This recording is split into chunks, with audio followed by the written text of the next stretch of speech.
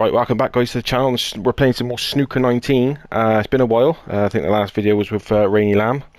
It's for the Legend series, and this person that I've got with me now is a YouTuber. He's got 24,000 subs. He's posted over 4,000 videos. I believe it was about 860 odd different videos on playlist for Snooker 19, so it's worth a look at that. I will pop his link in the description below. He is one of my recommended channels, so I'll introduce to you now Captaingoodspeed, aka Joe Hannard. How are you doing, Joe? Yes, good, and yeah, in fact, I'm honoured to be here with legend himself, the only man to make a century in a official virtual world championship. I appreciate that, Joe. Yeah, I appreciate that. Well, welcome, mate. It's good to have you on the channel, and it's nice for you to join me and play a bit of Snooker 19. So I've got a code ready for you. The code is Lima November. Yeah. Oh, it's just connecting. Hang on. Right. Do I go into custom? I go into custom match. Yeah, custom match. It's so long since I've done this. Right. Yeah, that's okay. Go on. Lima November. Yeah, Mama. Mm-hmm. November. I'm searching. Okay. I suppose I better be Ronnie. Yeah, why not? So whilst we're loading in, just a history of how myself and Joe met, for those of you that don't know, watch my channel and perhaps have not seen us play before. We joined a Snooker 19 Discord channel together. Obviously Joe posts quite a lot of videos and gets a lot of recognition with game producers, that sort of thing. He was involved that way. We met that way through the online virtual world championships that we did under COVID. And it's gone from there, really, Joe, hasn't it? Yeah, well, absolutely. I mean, yeah, I'm not sure we've actually played that many times, but we've definitely known each other quite a long time now. So yeah.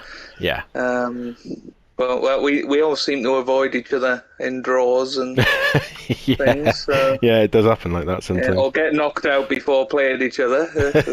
Yeah, there's that as well. You know, I'm making out that we've been playing in so many finals of everything, but it doesn't always work out like that. No, it doesn't. No, it doesn't. What's your eye on at your next shot, Joe? Just talk me through. I know you appreciate it from your channel. You played a lot of games, but is there what's your 3 favourite games of all time that you can think of? Well, as in playing in.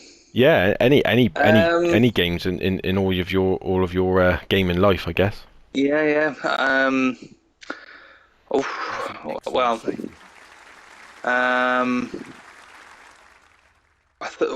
You know, Snooker 19's got to be up there, I think. Yeah. Just for, you know, it was the first snooker game, proper snooker game we'd had. Oh, there's the Union Jack waistcoat as well. I just noticed that there. Yeah, I mean, you know, it was for 8 years we'd gone without an official snooker game, and well, we've now gone 4 years without an official snooker game. So that's got to be up there for me. You know, probably not in terms of quality, but in terms of the amount of opportunities I've had from it. You know, that's got to be well up there for me. Red Dead Redemption 2 is up there as well for me. And I think my favourite game of all time is Call of Duty 4. Modern Warfare. Yes, the original Modern Warfare. Yeah, I enjoyed that one as well. The story was very good in that. Yeah. I still think that's possibly the best campaign from a Call of Duty game. I don't think I've ever been quite as shocked by a game as that in terms of it gripping me story-wise and just how good it was when it came out, really. Yeah. Not easy. Well, it's definitely a different selection anyway. I don't think I've ever seen you play any Red Dead. Is that on your other channel, or is that just general? Well, I think I did 3 videos of it on the main channel. Then just played it yourself, sort of thing. Yeah, typically, you know, on the main channel, nothing like that does No. particularly well. So yeah, it will be something on the second channel at some point. But no, I mean that game was just unreal, and again a game that I don't I don't think I've ever had a game bring out as much emotion in me as that game. Yeah, yeah. I watched a few people streaming it, and it was lovely shot. It was very, very, very good. The storyline was good. And I had it. I played it for half an hour. I didn't like it that much, but it's weird because I sat and watched somebody stream it for an hour and a half. So it was weird that I could sit and watch it, but I didn't actually play it. But anyway. Yeah. It's one of those things. Some games I feel like you can watch a lot easier than you can play. Yeah, you can. And it might just be down to gameplay preferences and. Yeah, that's probably right. Actually, it's probably right. So anyway, real life snooker then, Joe. I did watch a little video on Twitter of you potting from black to yellow in reverse order off the spot. It was pretty impressive, I have to say. So just there's a few points to this question. The fact that with regards to real life snooker, what's your highest break, and have you got any decent stories or anything you can tell us about real life snooker? Well, my highest break 67. Very good. Which ain't bad. It's a few it's very years good. since I did that. It was a clearance actually. Oh, nice. Up to the black. So that's the thing with a clearance. Because there's 27 on the colours, obviously it elevates your break quite quickly towards the end. Yeah. So that's sort of the difference between a clearance and say getting 67 with reds and blacks, which I think would be a lot more. Yeah, of course. Yeah. Impressive. I don't know if that makes any sense, but no, it does absolutely. That's the way I see it anyway. Because obviously, the 6 colours. Usually, if they're on the spots, aren't too difficult to clear up. If you play it regularly, but I know in terms of stories, I mean, the best one I've got probably is that I played in a sort of feature stars Ronnie O'Sullivan tournament in 2011 when I was about 12 or 13, maybe a little younger. Oh, wow, okay. And it was sort of like a thing you signed up for. It was run by Ronnie, and in the local heats in Sunderland, I got to the final and played Elliot Slesser in the final. Oh, really? Wow, that okay. One, yeah. And yeah, Elliot Slesser beat me. I think he was about 16 at the time, so he was much older. That's my excuse anyway. But yeah.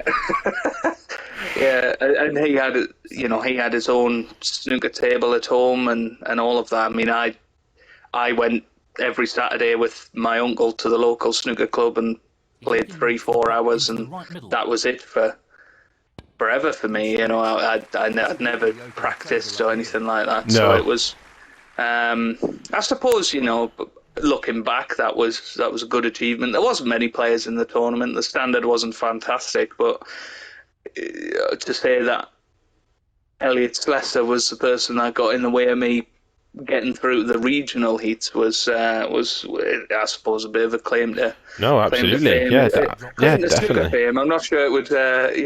Many people would know who Elliot Slesser is outside of the snooker world, but Well, I certainly wouldn't have known it unless if this game hadn't have been released. I'm sure. Yeah. I do watch a bit, but I never come across him. But no, it's good. It's good stories. Yeah, it's nice to hear stuff like that. Yeah, very good. How about you? What's your relationship with in real life snooker? Wow, I started playing when I was a long time. I was, I think I was about 3. I used to go with my dad. I used to stand on a bar stool and reach over the table and that sort of thing. But mainly I went because he went. Played on a small table. I'm not very good. My highest break was 53 when I was on my own. 43 against somebody. But that was a while ago, long time ago. Yeah. And I used to play at the club where Funny enough, Jack Lazowski and Rob Milkins used to play Okay. In Gloucester. So Yeah. yeah, it was kind of that's it really. Nothing really else other than that. And I have an occasional knock with friends, but yeah, it's very limited. Ah, that's rubbish. Rubbish. Anyway. Did you miss the power bar there? No, I didn't. I didn't aim it. No? I didn't get the aiming thing right on it. I haven't played for such a long time. I know. I mean, I did a little series for the World Championship with Ronnie. Yeah. And that was just painful trying to get back into that. I was playing some decent stuff by the end of it, but this difficulty, when you haven't played for a while, it's tough. But yeah, it's nigh on impossible unless you've played it for hundreds of hours like we have, and I feel like you sort of muscle memory a little bit. Yeah, absolutely. I think that's what the game is fully. Yeah. Which I think just shows what an incredible job actually the devs did of creating the feeling of snooker. You know, I always felt like if I hadn't played this game for a week or so, I'd have to play 2-3 frames before I was back to the I agree. Of the table and your safety shots, and I just think that's that's a classic example there. Yeah, exactly. And not knowing what percent to play, and So, who in real life? Who's your 3 favourite players of all time? I mean, Ronnie's always been my favourite. Well, he's taking the red on. Of all time, I mean, my snooker life is fairly limited to really the last 20 years of watching it, but my 3 favourite players at the moment, I like Ricky Walden. He's one of my favourite players. Okay, yeah, it's different. 16. Do like him a lot, and Matthew Stevens probably would be the other one that I enjoy. Those are the 3 players that I'd look out for in the draw, and want to root on to do well. Okay, that is different. I expected your Higgins, your Williams, your I love John Higgins and Mark Williams, but there's just something about the others that I prefer for some reason. Yeah, that's good. What about yourself then? I think for all time, Steve Davis was always my favourite. Yeah. He was my dad's favourite, and kind of inherited it that way, I think. But Steve Davis for me was the top player, and Ronnie is always going to be one of my favourites, just because of his just pure raw talent. Is just unbelievable. That's a nice touch. Oh, I don't really know how I did that. That's one of the things I don't think anybody would ever be able to do that in real life. But yeah, I mean, I think Paul Hunter was one of my favourites, and it was such a shame that what happened to him really. But I think he could have gone on to great things if he wasn't poorly and he was still with us. But so that was a shame. But it would have been nice to see him. But yeah, like you, John Higgins, his grit and determination when his back's against the wall is something else. It's that when he's 60 odd behind and comes back to win the frame, there's just nobody better at that than him. No, that's right. Absolutely, I agree. So yeah, it's not. Be interesting to see who the next person is that lights everything up. Oh, I thought I was a bit thin on that one. Oh, yeah.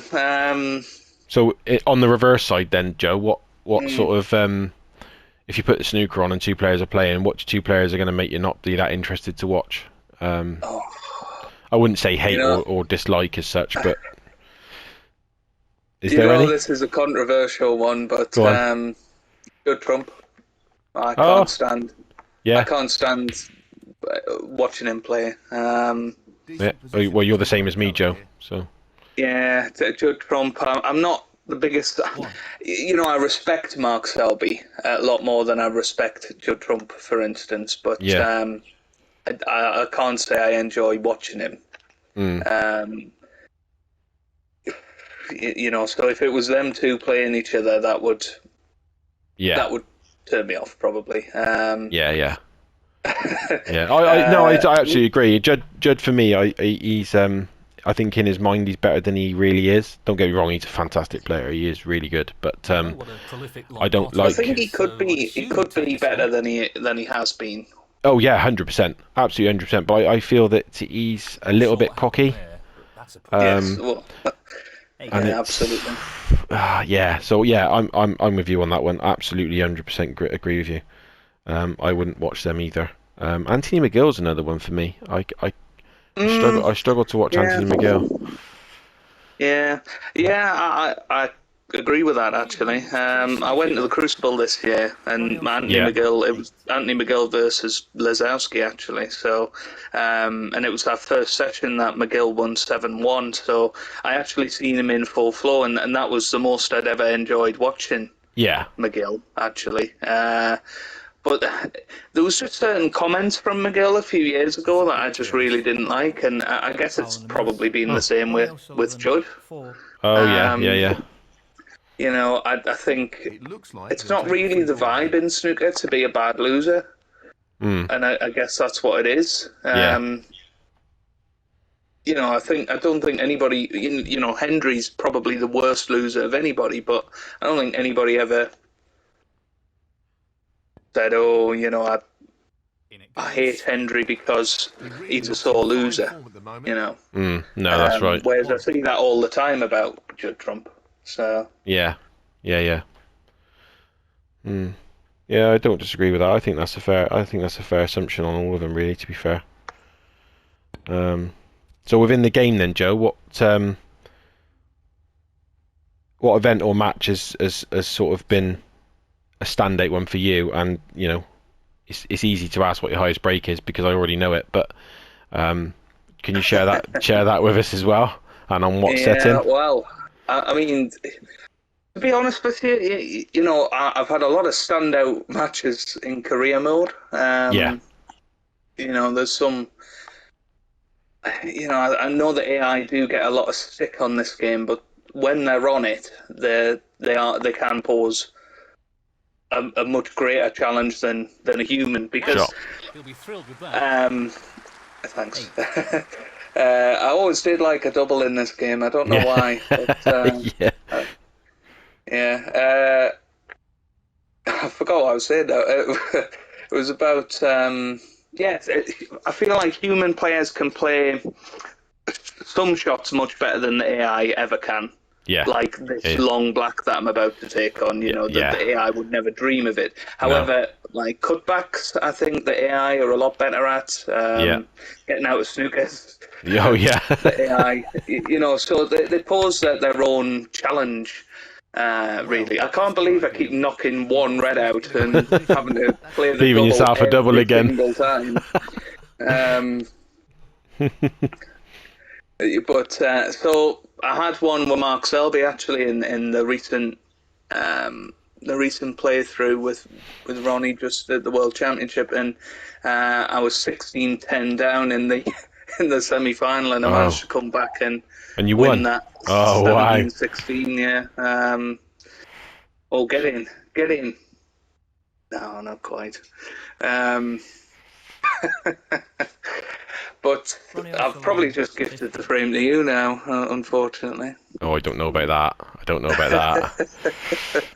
But I think in terms of probably real life or human players that have taken on, obviously the World Championship that we played, that's got to be the highlight for me. Those feelings of nerves that I had in particular in the first round match was ridiculous. I've never felt anything like it, and I know that we all got a lot of stick, I think, in that tournament for playing safe and thin safety shots, but that's what the done thing is, because if you leave a pot, then that's probably your last shot. At that level, anyway. No, I agree, 100%. So, yes, it wasn't snooker in real life the way you would play, but that is how you have to play in the virtual world, Of course, especially yeah. over best of 3. Perhaps if we were playing best of 19s, I think we'd have been a little more open, Yeah. personally. But when 2 mistakes can cost you your place in the World Championship, it was, and the prize on offer was mad, wasn't it? It was... Well, yeah, it was, going to because the Crucible itself. I ended up going on it. I know you know Scott quite well, and he had a great day out. Met Mark Selby as well, didn't he? So Yeah. We funny enough, I was his +1, so I went as well, and it was sort of it was it was unbelievable. I mean, we were there in the press conference room when all the players were sat in front of us. Oh, I've just snookered myself. What an idiot. I thought I had enough bottom on that. Yeah, we did all that. Met all the players. There was one, we met Sean Murphy. He was quite a rude guy, Sean Murphy. He wasn't. Really? Yeah, he wasn't as polite as people see or think he is on TV. Whether or not he was just doing his job, and he was, because he started off talking to us really, really nicely, and then when he realised we weren't actually press, or we weren't there to post his comments on any social media or any papers or anything like that, his mood quickly changed, and he like just basically turned his back on us and walked away. So it was kind of it was a little bit of a kick, but it was very minor in comparison, because the actual couple of days were unreal, really, really good. Yeah. But what do you sort of dislike in this game, Joe? What's your pet hate in this game? No issues there.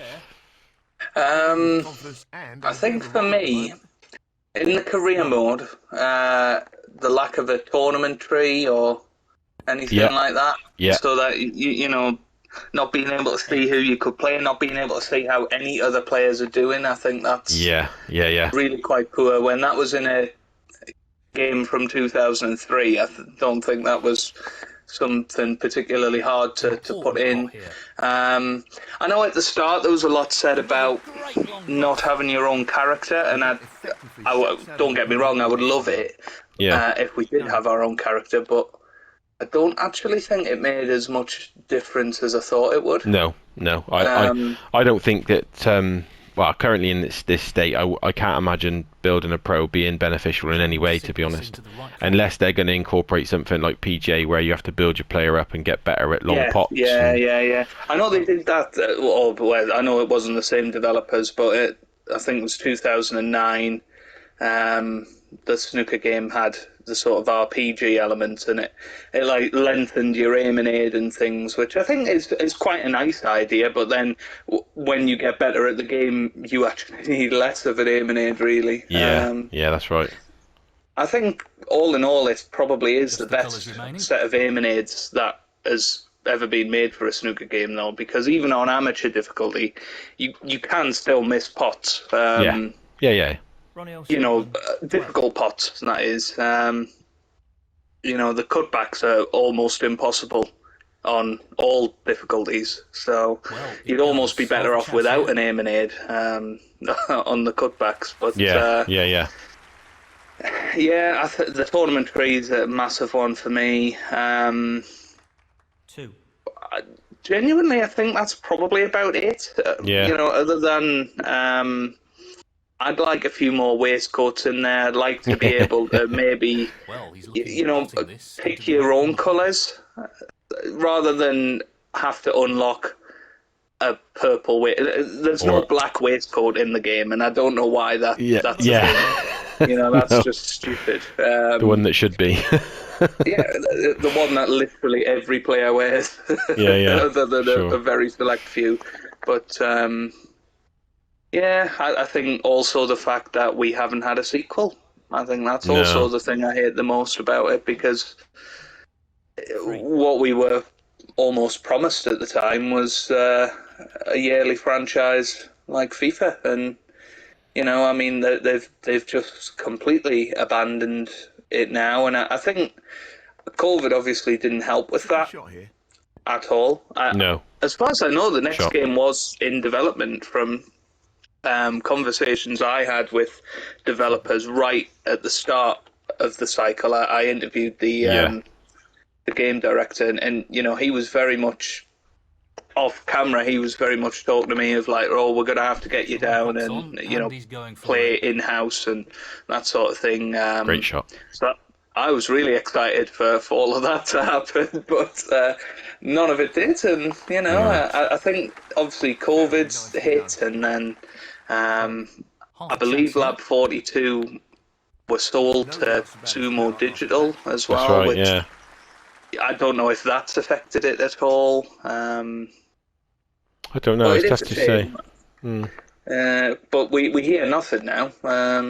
You very rarely see something from the Snooker 19 Twitter page. You know, Lucky.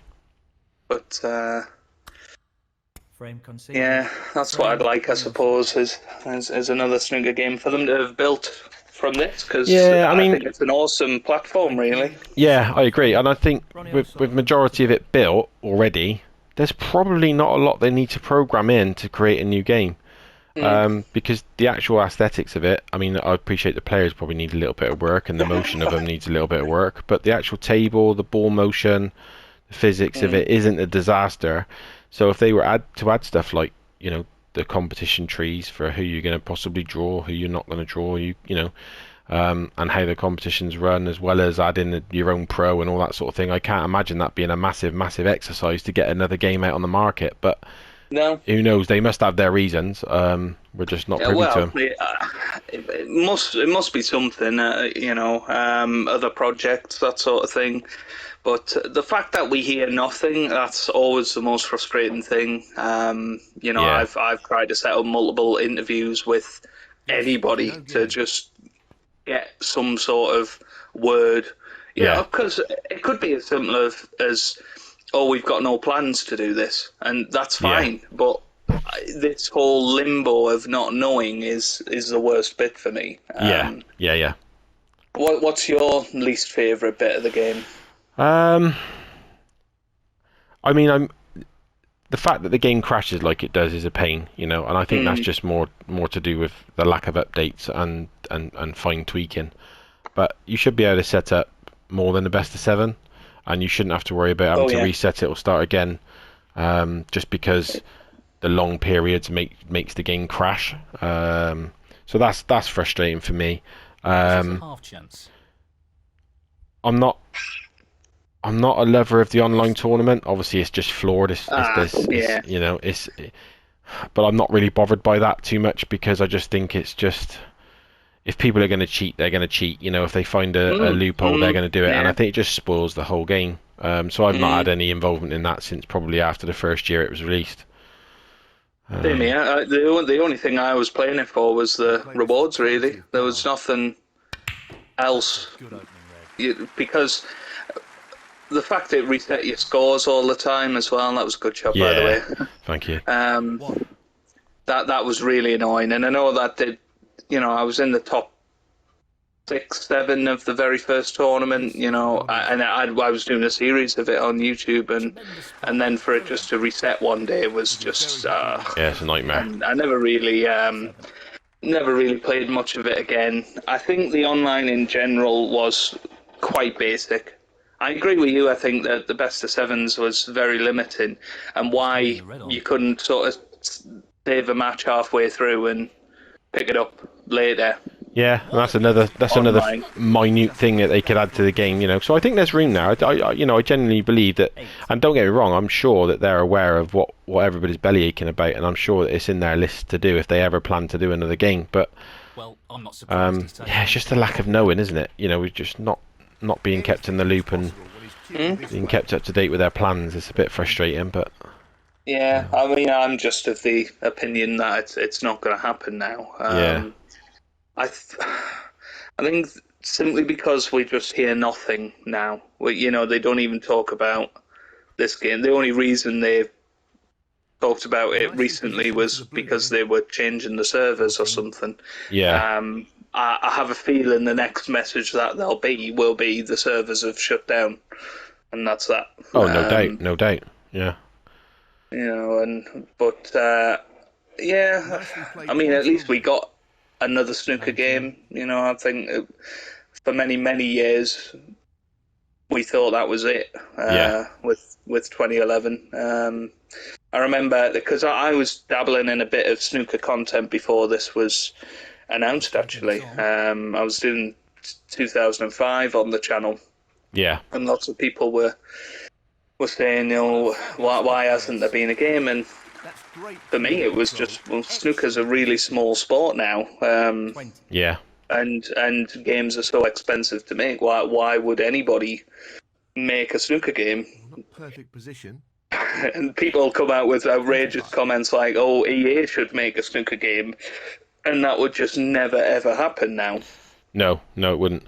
And it's a good point that you made as well. And I've had it a few times in the Discord when people have gone mad and said, "Oh, they should be doing this," and "Oh, they should be doing that," and I'm like, well, what you seem to forget or understand is that you are right. You know, if this was FIFA, you would be absolutely right. There's millions and millions of people playing that game, but snooker's very, very niche. It's not very popular with a lot of people, and the cost going into just running an update. I think I spoke to somebody, and it's something like, I think they said it's something like between 28 and 40 grand each time to run an update.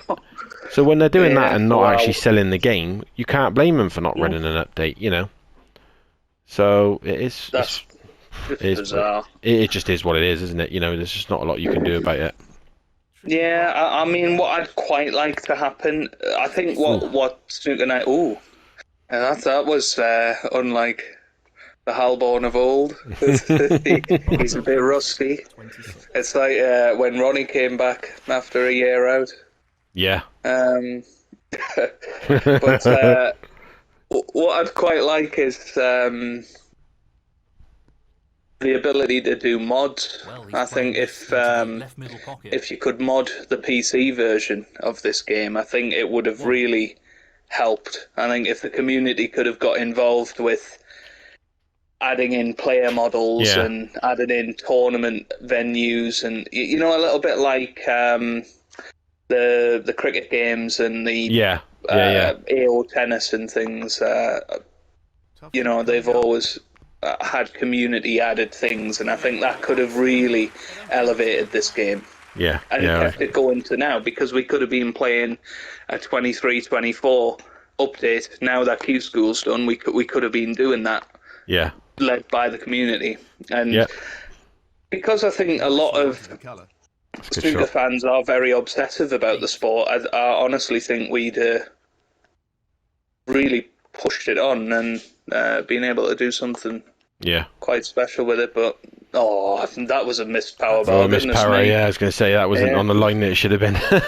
Wow. But it is what it is. We've still got this game, and hopefully we'll be able to play online for a little bit longer if things do come about. But I know you've sort of migrated away from it. Do you play any other snooker games online? No, I don't. I dabbled in a little bit of Shooter's Pool, but the snooker side of it.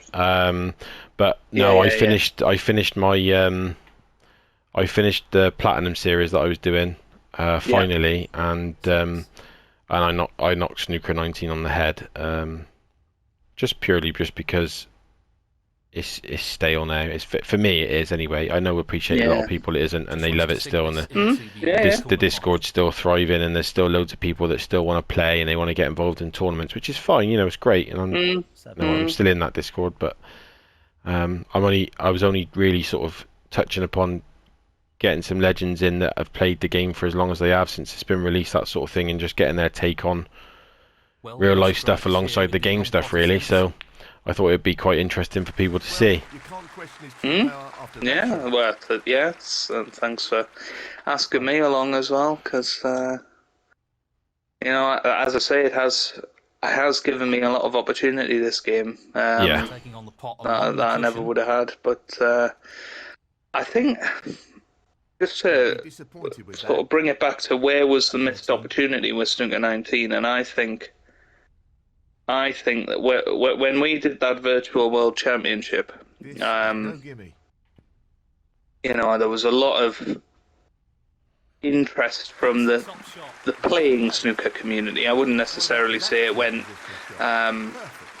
it transcended into the real public eye, but No. I think they should have come up with some sort of virtual snooker tour. I think at that point, I know Binny and others desperately tried to make something similar work on Discord, but it's never going to have the same feeling when No, of course, no. when you're arranging matches between yourself. There's not an outside organizer, if you like, and No, that's right. I think that was perhaps the biggest missed opportunity. Really, Yeah, was for sure. But yeah, no, I agree absolutely. It was a missed opportunity. You're right, and it was good when we did the world, the virtual worlds, and just recording the video, sending them over to you and Chinny was it's the little touches, and it's yeah.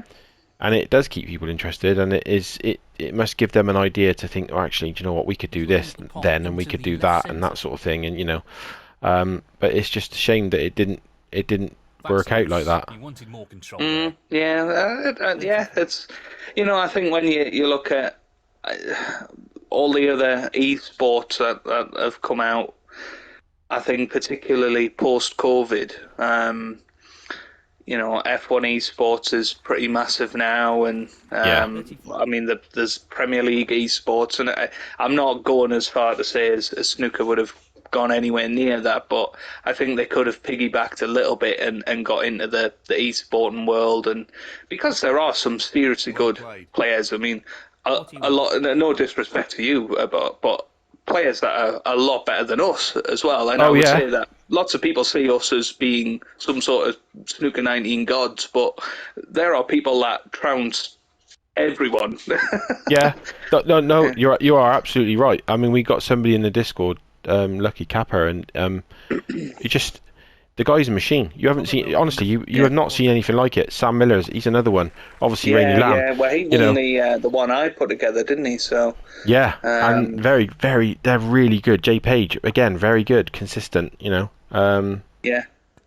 But you are right. It is like that. But I think it comes down to the content of why people feel that these people are the gods of those games. And I'll give you another example. That's a great shot. The Apex Anged on PJ Tour is another one.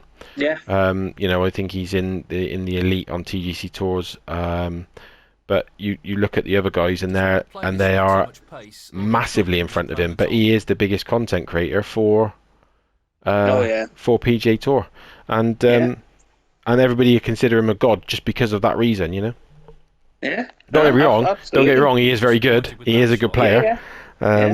But there's just there's that step up, isn't there, on any game, and there's just people that are just absolutely outstanding at it. Which is good. Yeah, and I just think we could have had a really good scene, and I'd like to think that we'd be at least in the top 32, if not the top 16. But maybe nick the odd tournament, but I think that we could add some real serial winners of things. Yeah. But it's all effort, and it's got to be really pushed from all sides, really. And I guess we just never really had that passionate people behind the game. Oh, where's the cue ball going? He's played that very well. I must admit, when you hit the black before, I was thinking, is he going to leave a free ball? But, But it's funny us talking about people that are good at the game. That was actually one of my next questions. In your experience, and you've come across sort of what are the three sort of best players that you feel that you've played against in this game, or come across, or what your views are? People you haven't played, and you've seen play. I think when I was commentating on Sam Miller's, he was just awesome, and really attacking as well. And I think that's what's almost so intimidating about the likes of Rainey. And Jay Page and Sam Miller's. You know, I think they just go for everything and get it most of the time and smash the Reds open at their first opportunity. And you know, if you leave them a sniff of that, they're going to go for it. So you'll get your chances against them. Yeah. But when you get those chances, because the Reds are all over the place, you have to take them, and that is just huge pressure. And I think the three I mentioned there, they were certainly probably the best players I played. I mean, yourself, obviously. I think you had probably the best snooker brain in terms of. I think you played the right shots more often than not. Going in. Obviously, you even did a series of how to get the basics right with Snooker 19, and I think that's massive. So I would say yourself is right up there for me. And the player I lost against in the World Championship, Mattitude, I don't think he would ever get on anybody's best lists, but he was an incredible safety player. He was very good at that. And that's a really underrated aspect of this game is being able to know where you're placing the cue ball so that you can cover everything. Right? And he was one of the best players to do that. He was. You're absolutely right. But I'll never forget that match between Tom Mayhew and Binny Boy at the World Championship. And I have to say that the best shot I've ever seen, I think, was that black that Tom potted and went in off to win the match. And that was hilarious. I just remember myself and Chinny were on the floor with that. I love Tom to bits. I actually do a snooker podcast with him now, and I see. Yeah, but that was one of my favourite ever moments. But I mean, I'd like to think for consistency over a long period of time, I'd put myself up there as well. Yeah, for sure. For sure. High breaks and that snooker brain, I suppose, of being able to open the pack up and in different ways, and the positional side of things. I know a lot of people were very complimentary of that, and I got 155 on the game. I think you asked me that before, actually, about my highest break. I managed to get a 155. You did. You did. I seen it. Yeah. That was on Master difficulty, though. I've not managed it on Master Plus yet. So. Okay. I did actually manage it on Master Plus. It took a while. I don't think I've ever had the opportunity to get one on Master Plus. So it's just one of those things.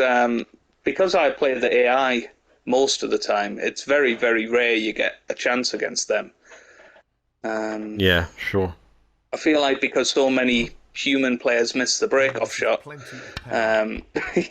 you might get more than average chances at 155s against online players. But it was against Sean Murphy, actually, in the World Championship that I played, and he missed the Reds off the break-off, and I've never seen it happen before. I've never seen it happen since, and there you go. But and the rest is history, as they say. But it was good. It was still a good break. It might have only been Master, but what people who don't play the game or have just started playing the game needs to appreciate is that you don't know where you don't know where the white ball's going to go. You've got an idea, and you've got in your mind the power that you're hitting at and the position you're hitting the cue ball. You think it's going to go somewhere, but it doesn't always work out. So it's an achievement for sure. Yeah, I think when I hit that, I can't remember exactly when it was. It was probably within the first 18 months of the game's life cycle. I feel like it wasn't until after the virtual worlds that people really started using Master Plus. I remember actually when we were asked to do it, and it was announced what Aiming Aid it was going to be on. Everybody was, I a little bit concerned, really. Yeah. We were like, oh my God, we're going to struggle to get 16 breaks here. And that's what happened. Yeah, it did at the start, yeah.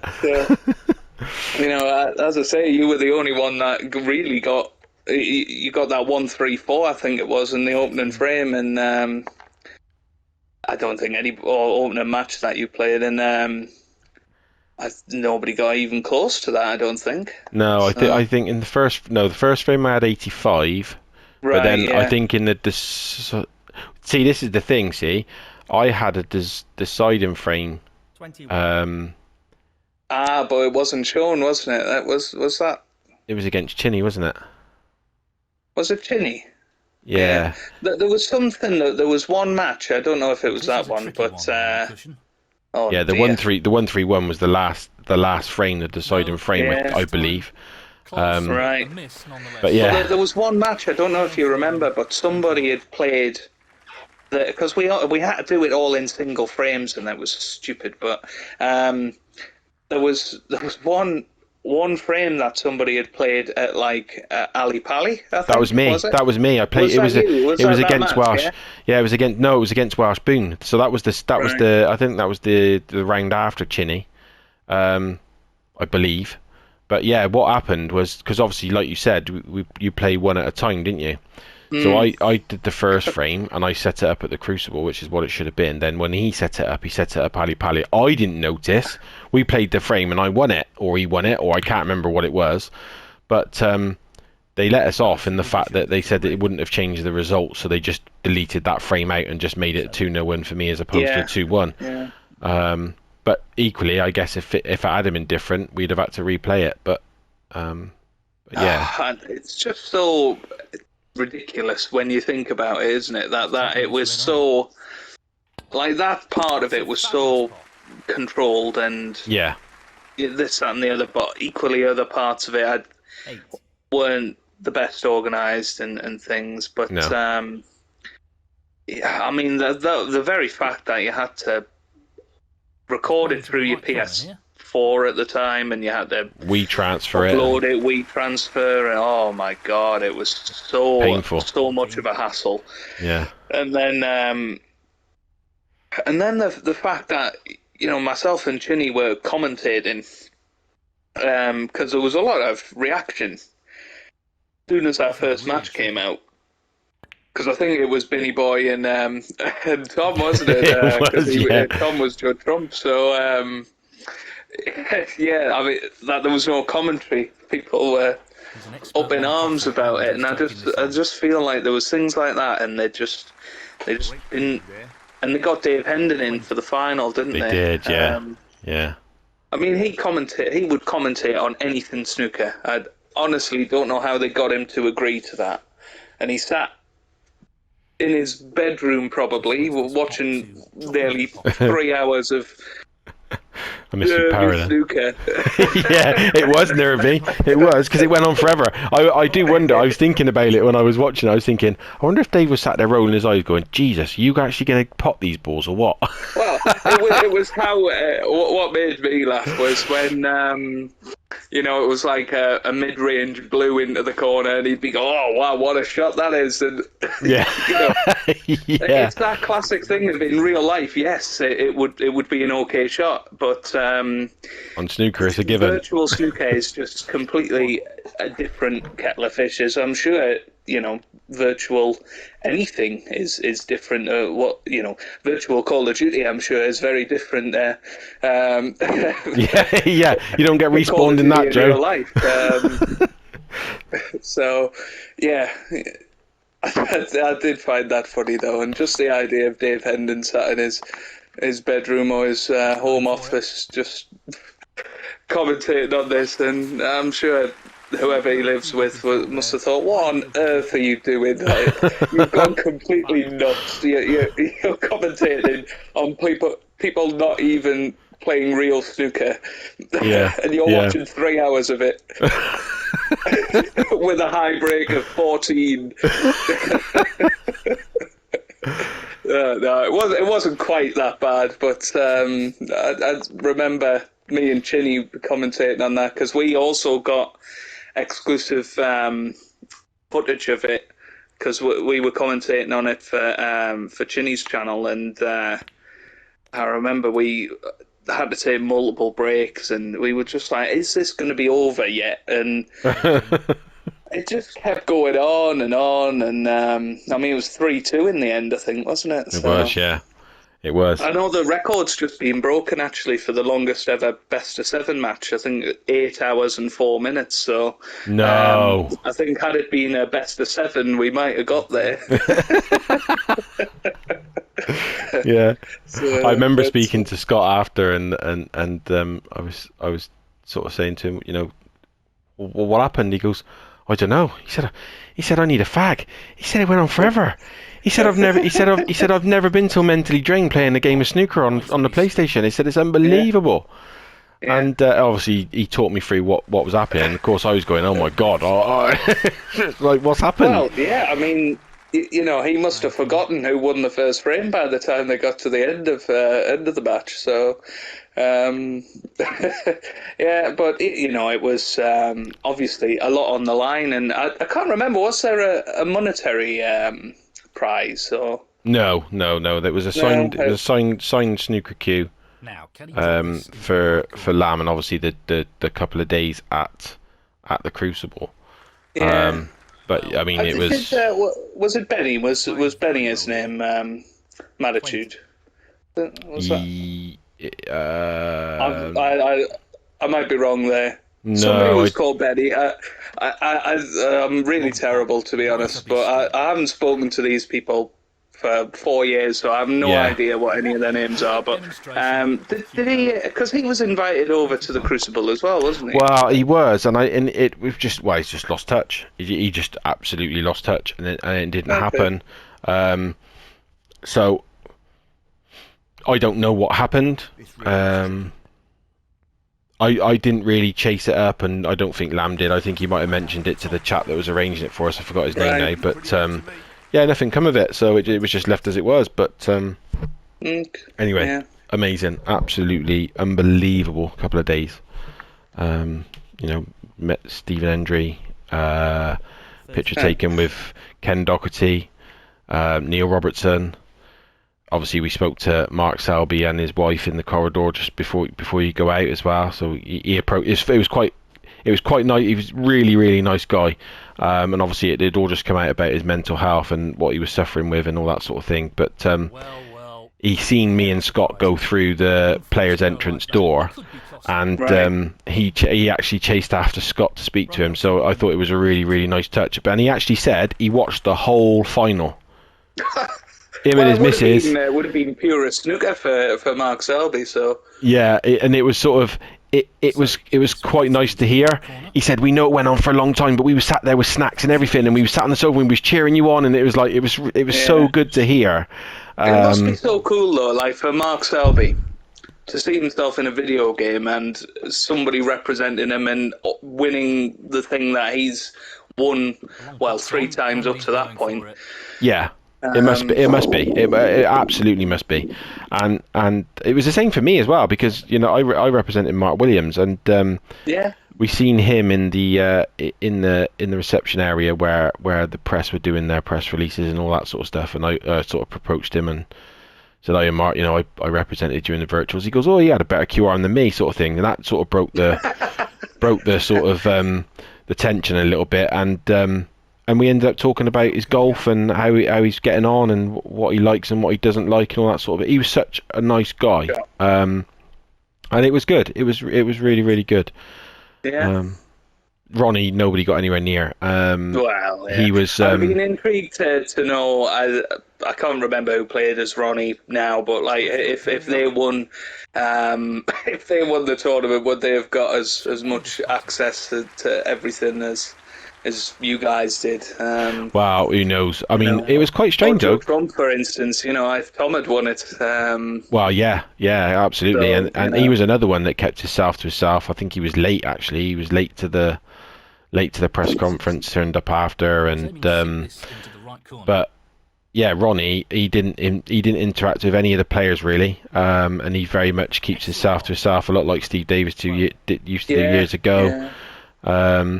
So yeah, but we didn't even try and approach him. We just let him be and let him do what he needed to do. So He's lining this one. I think it's fair. You know, I never ever hold anything against anybody that wants to. yeah, Not, you know, it's not a right to have access to all of these people, and you know they are people too, aren't they? So, you know, even from my very small following, it can be quite annoying if the same person is messaging you hundreds of times, and you know, so I can only imagine what it would be if you were Ronnie. yeah. Oh yeah, 100%. Yeah, definitely. You must get some weirdos. Yeah. But no, I mean, I represented Mark Allen, and I had a few tweets from him when I was playing. You did. I seen them. Yeah. I know Mark Allen. Well, still probably does, even despite this year. Still has a terrible record at the Crucible, really. So he was, you know, I know he'd made a comment about, well, at least you got the quarterfinal. That's better than I ever do. So yeah. It's good to see. It is good to see. Yeah, this is a good break, Liz. I'm hoping that it works out nicely because we're approaching the hour mark, and I don't want to have to reset it. But who knows? We'll see. Could end up going on for 3 hours, Joe. We could do, yeah. If you miss this round, we could have a black ball final. Oh, I snookered myself on the pin, can I? Ooh, that's a I tried to. tricky little blue. It should be all right. Well, I do appreciate, despite what happens with this blue, Joe, you dropping in, and it's good to have you on the channel. Yeah, no, absolutely, anytime. I'm not surprised he's taking on the I've enjoyed it. Another trademark crunching long Very ball. good, very good. And I will drop all your socials on there, mate, and I will drop all your links in the descriptions. Appreciate it. Yeah. And yeah. So just this. Thanks for joining me. And fingers crossed we can, you know, keep going and a new snooker game at some point, and we can do it all again. Oh, we'll do it all again, mate, for sure. Guys, I appreciate you watching. If you watched all this episode, if you can leave a like and a comment. If you're not already subbed, make sure you hit that sub button, and check on future videos and past videos, and please drop across to Joe's channel and sort of check out his playlist. He's got a raft of snooker stuff on there, and it's definitely worth a watch. So I appreciate you watching, and I'll see you next time.